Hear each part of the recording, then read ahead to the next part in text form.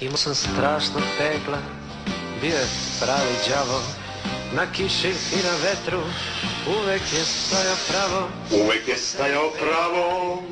Diže se strašna graja u našoj kući. Bilo je dobrih jaja. Imao sam strašno pegla. Ovo je tačno. Javite moment. Izvoli, sestro slatka. Žika Pavlović. Kako sužne. Ja sam fizioterapeut. Ja nisam Žika Pavlović. Ali ja imam nalog.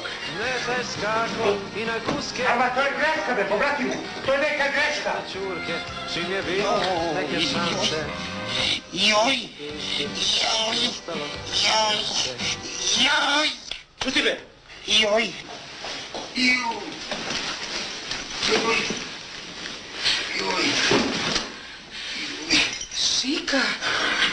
Šika, šta ti to radila sa muškarci? Ti načisto propala. Pomagaj, sestra slatka, joj. Šta je to njemu radila?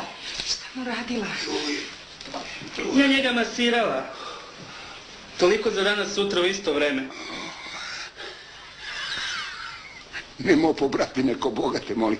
Sad mi je sve u redu. Kako vi kažete, gospođo, doviđenja.